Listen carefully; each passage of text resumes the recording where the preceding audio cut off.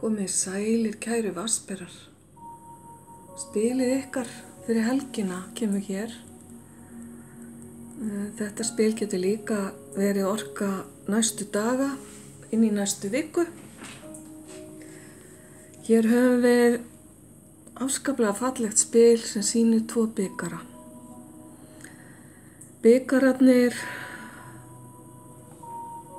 standa hér fullir af tilfinningum og spilið táknar falleg kærleiksrík tengsl 2 einstaklinga.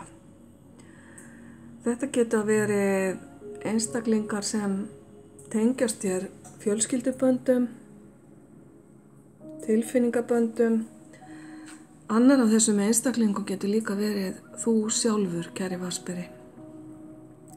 Ef svo þá greinilega einhver kærleiksríkur hittingur á næsta leiti, þar sem að þú og annar einstaklingur gætu líka verið fleiri en einn, eigið ákaflega ljúf og góð samskipti og deilið tilfinningum ykkar. Fyrir þau ykkar sem eru í sambandi getur þetta hreinlega verið fallegur og góður tími með makanum. Og ef til vill eitthvað sérstakt í gangi þessa helgina eða næstu daga sem að hefur það í för með sér að þið tengist betur en ella. Hjá einhverjum ykkar er þetta tenging inn í jólahátíðina, eins og hjá mörgum hérna sem að ég búin að vera að lesa fyrir. Því að jólaorkan, þessi kærleiksorka sem fylgir tímabilinu í kringum jólin, hún farin að láta vita af sér á mjög sterkan hátt. Allavega mínu viti.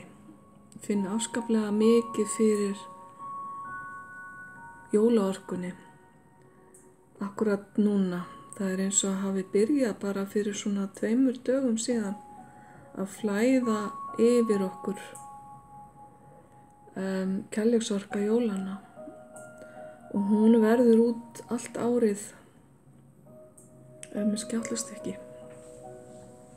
Þá ég ekki að tala endilega þetta jólaskap sem að kemur svona rétt fyrir jólin eða jólin.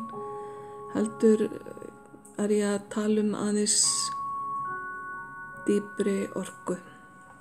En ég ætla ekki að fara djúpt í það. Heldur bara einblína á spilið þitt, kæri vatnsberi, sem merki að ef þú hefur einhverjar sorgir eða ert að glíma með einhverja erfiðleika, þá kemur allavega tímabil núna á næstu dögum þar sem að þér tekst að lina það og jafnvel að finna fyrir betri líðan eða betri tilfinningum, skulum við segja, heldur en þú hefur fundið lengi. Ég fæ mjög jákvæða fallega orku inn með þessu.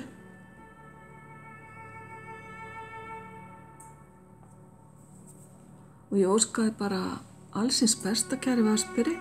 Næstu dagar verða ljúfir, góða helgi, ljós og kærleikur.